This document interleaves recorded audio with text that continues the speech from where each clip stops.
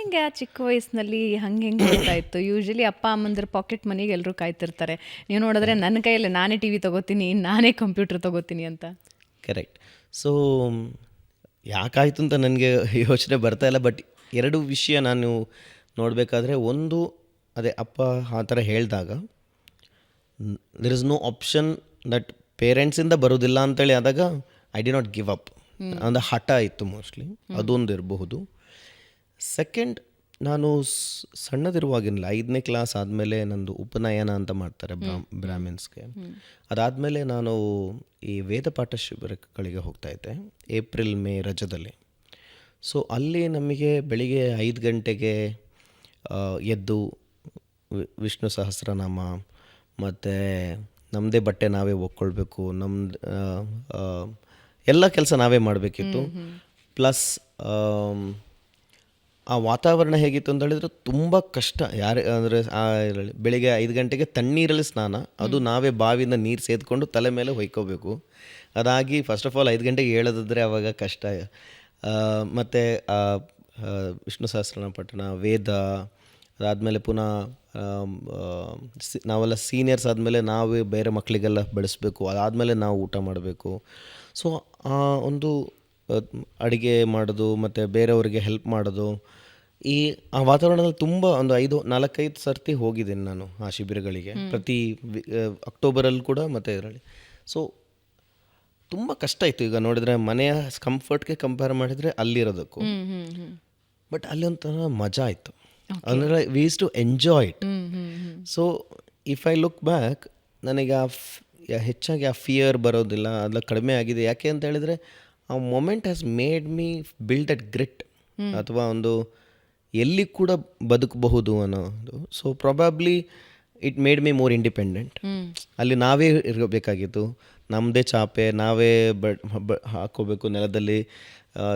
ಕೆಲವೊಮ್ಮೆ ಫಂಕ್ಷನ್ ಇದ್ದರೆ ಹಾಲ್ ಸಿಗ್ತಾ ಇರಲಿಲ್ಲ, ಹೊರಗಡೆ ದೇವಸ್ಥಾನದ ಚಪ್ರದಲ್ಲಿ ಹೊರಗಡೆ ಅಲ್ಲಿ ಮಲ್ಕೋಬೇಕಿತ್ತು. So it made us get flexible, figure out. ಆ ಇಂಡಿಪೆಂಡೆನ್ಸ್ ಆವಾಗಲೇ ಬಿಲ್ಡ್ ಆಯಿತು ಮೋಸ್ಟ್ಲಿ. ಅದೆಲ್ಲ ಇರಬಹುದು ಅಂತ ಅನ್ಸುತ್ತೆ ನನಗೆ. ಯಾಕೆಂದರೆ ಇಲ್ಲಾಂದರೆ I don't know what makes. ಅಲ್ಲ, ಈಗ ಎಜುಕೇಷನ್ ಆಗತ್ತೆ, ಒಂದು ಒಳ್ಳೆ ಇನ್ಕಮ್ ಬರ್ತಾ ಇರತ್ತೆ ನಿಮ್ಮ ಕೈಗೆ, ಆ ಇನ್ಕಮ್ಮು ಕ್ವಿಟ್ ಮಾಡ್ತೀರಿ, ಏನು ನೋಡ್ತಿರ್ತದೆ ನಿಮ್ಮ ತಲೆಯಲ್ಲಿ ಆಗ? ಸೊ ಇದು ನನ್ನ ಕಾಲೇಜ್ ಆದಮೇಲೆದು ವಿಷಯ ಹೇಳ್ತಾ ಇದ್ದೀವಿ. ಸೊ ಇದು ಆಗಲಿಕ್ಕೆ ಮೇನ್ ರೀಸನ್, ನಾನು ಇನ್ಕಮ್ ಇದ್ದು ನಾನು ಜಾಬ್ ಬಿಡಲಿಕ್ಕೆ ಪ್ರೈಮರಿ ರೀಸನ್ ನಾನು. ಆ್ಯಂಡ್ ಆ ಟೈಮಲ್ಲಿ ಅದು ತುಂಬ ದೊಡ್ಡ ಅಮೌಂಟ್. ಕರೆಕ್ಟ್. ನಿಮಗೆ ಬರ್ತಾ ಇದ್ದಿದ್ದು 50,000. ಕರೆಕ್ಟ್. 50,000 2010-11 ಇವತ್ತಿಗೂ 50,000 is a huge amount. Correct. So ಅದು ಮೈಸೂರು ಅಂತ ಸಣ್ಣ ಊರಲ್ಲಿ. ಇಲ್ಲಿ ಬೆಂಗಳೂರಿಗೆ may be it's not relevant ನಾವು, ಬಟ್ ಅಲ್ಲಿ it was a pretty good amount. So ನಾನು 2 bedroom ಹೌಸ್ 3,000 ರೂಪಾಯಿ ಇತ್ತು ಅವಾಗ. ಸೊ ಆಗ ಕ್ವಿಟ್ ಮಾಡಲಿಕ್ಕೆ ಇಮ್ಮಿಡಿಯೇಟಾಗಿ ಇಂಪ್ಯಾಕ್ಟ್ ಆಗಿರೋದು ಏನಂದರೆ, ನಾನು ತುಂಬ ಬುಕ್ಸ್ ಓದಿ ಇನ್ಫ್ಲುಯೆನ್ಸ್ ಆಗ್ತೀನಿ. So mainly autobiographies. ಆ ಟೈಮಲ್ಲಿ I had read book from Steve ಜಾಬ್ಸ್ದು ಆಟೋಬಯೋಗ್ರಫಿ ಓದಿದ್ದೆ, ಆ್ಯಪಲ್ ಫೌಂಡರ್ ಅವರು. So it made me feel I have to do something big in my own life. So that was a factor which made me go and resign and take that bet. But ಅದಕ್ಕಿಂತ ಮೊದಲು ನನಗೆ already entrepreneurship had already bit me. ಅದು ಯಾವಾಗ ಆಯಿತು ಅಂತ ಹೇಳಿದ್ರೆ, ಕಾಲೇಜಲ್ಲಿ accidentally I became an entrepreneur. ಹೇಗೆ? ಸೊ ಅದಕ್ಕೊಂದು ದೊಡ್ಡ ಕಥೆ ಇದೆ. ಓಕೆ. ಸೊ ನಾನು ಕಾಲೇಜ್ ಫಸ್ಟ್ ನಾನು ಸ್ಕೂಲಲ್ಲಿ ಒನ್ ಆಫ್ ದ ಟಾಪರ್ ಆಗಿದ್ರು. 90% ಸ್ಕೋರ್ ಇತ್ತು. But I went to do commerce. ಅದೇನಕ್ಕೆ ಅಂದರೆ, ಯಾರು ನಮ್ಮ ರಿಲೇಷನಲ್ಲಿ ಒಬ್ಬರು ತುಂಬ ಒಳ್ಳೆ ಚಾರ್ಟೆಡ್ ಅಕೌಂಟೆಂಟ್ ಇದ್ದರು. He was a very good dynamic personality. So ನಾನು ಅವ್ರ ಥರ ಆಗಬೇಕು. ಸೊ ಅಗೇನ್ ಅಲ್ಲಿಂದ ನೋಡಿದೆ, ಇವ್ರ ಥರ ಇರ್ಬೇಕಾದ್ರೆ ಅವ್ರು ಏನು ಕಲ್ತಿದ್ದಾರೆ, ಅವ್ರು ಚಾರ್ಟೆಡ್ ಅಕೌಂಟೆಂಟ್ಸ್. ಸೊ ನಾನು ಅದನ್ನೇ ಕಲಿತೀನಿ. ಸೊ ಹಾಗಂತ ಹೋದೆ.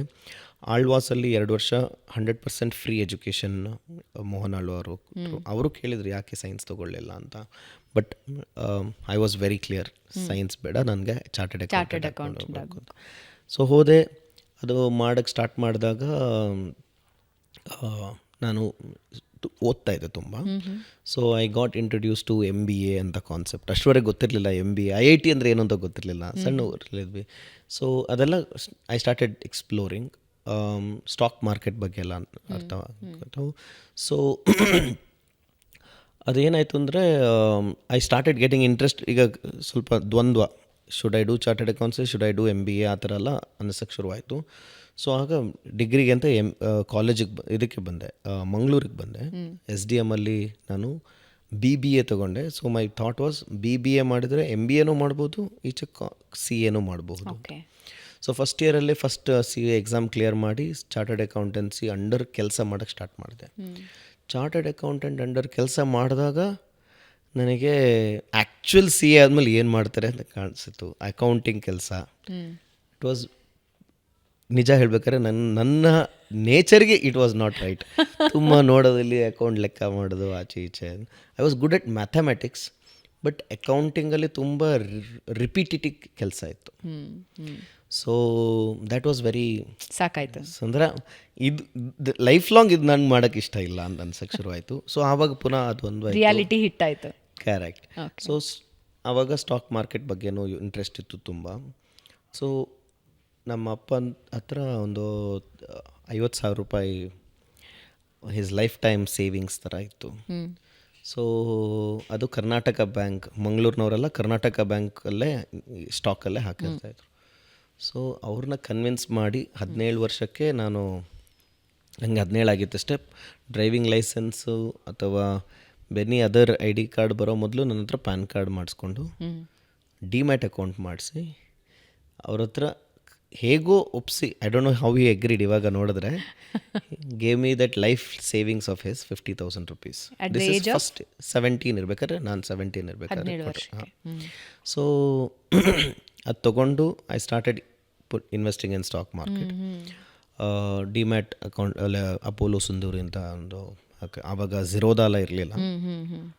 Started investing, started making money because I was considered a stock market Guru of ಕಾಲೇಜಲ್ಲಿ. ಹಾಂ, ನಾನು ಫೈನಾನ್ಸ್ ಫೆಸ್ಟ್ಸ್ ಇದ್ದರೆ, ಈ ಸ್ಟಾಕ್ ಮಾರ್ಕೆಟ್ ರಿಲೇಟೆಡ್ ಫೆಸ್ಟ್ ಏನೇ ಇದ್ದರೂ, ಈಗ ಕ್ರೈಸ್ಟ್ ಕಾಲೇಜ್ ಬೆಂಗಳೂರಲ್ಲೂ ಬಂದು ವಿನ್ ಆಗಿದ್ದೀನಿ, ಜೈನ್ ಕಾಲೇಜಲ್ಲೂ ಕಾಂಪಿಟೀಷನ್ಸ್ ವಿನ್ ಆಗಿದ್ದೆ.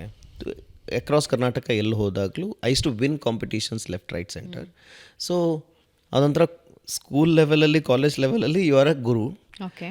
But when you go to the market treats you, shows you the reality. First few months actually I doubled the money. Okay. I felt overconfident ಆವಾಗ. ಅದಾದಮೇಲೆ futures and options ಅಂತ concept ಇದೆಯಲ್ಲ, ಅದರಲ್ಲಿ leverage ತೊಗೊಳಕ್ಕೆ start ಮಾಡಿದೆ. Okay. What it made me is that leverage which I took was very bad. Real ಎಸ್ಟೇಟಲ್ಲಿ ಕೆಲವು ಕಂಪ್ನೀಸಲ್ಲಿ ಇನ್ವೆಸ್ಟ್ ಮಾಡಿದ್ದೆ ಆ್ಯಂಡ್ ಮಾರ್ಕೆಟ್ ಕ್ರ್ಯಾಶ್ ಆಯಿತು. ಸೊ ಲೆವರೇಜ್ ಮಾಡಿದ್ರೆ ಹೆಂಗಿರುತ್ತೆ ಅಂದರೆ, if you make money too much, if you lose too much. So I lost almost all the money. ಎಲ್ಲ ದುಡ್ಡು ನಮ್ಮ ತಂದೆಯವ್ರು ಕೊಟ್ಟಿದ್ದು ಎಲ್ಲ 100% ದುಡ್ಡು vent off. Like so almost 3,000-4,000 rupees ಬಾಕಿತ್ತು ನನ್ನ ಡಿಮ್ಯಾಟ್ ಅಕೌಂಟಲ್ಲಿ. So that was a moment of regret. So ತುಂಬ ಒಂದು ಫೀಲಿಂಗ್ ಹೆಂಗೆ ಸ್ಟಾರ್ಟ್ ಆಗಿರ್ತದೆ ಅಂದರೆ, ನಮ್ಮ ಮನೆಯಲ್ಲೆಲ್ಲ ತುಂಬ ಕಷ್ಟಪಟ್ಟು ಕಾಲೇಜ್ಗೆ ಕಲಿಯೋಕ್ಕೆಲ್ಲ ಕಳಿಸ್ತಾ ಇದ್ದಾರೆ, ಬಟ್ ನಾನು ದುಡ್ಡನ್ನು ವೇಸ್ಟ್ ಮಾಡ್ತಾ ಇದ್ದೀನಿ ಅಂತ ಆ ಥರ ಥಾಟ್ ಪ್ರಾಸೆಸ್ ಬಂತು. Again immediately next thought was, ನಾನೇನು ಮಾಡಬಹುದು ಇವಾಗ to return that money. So first ಆ ಥಾಟಲ್ಲಿ I started thinking, okay I have to work, ಎಲ್ಲಾದರೂ ಕೆಲಸ ಮಾಡಬೇಕು ಅಂತ.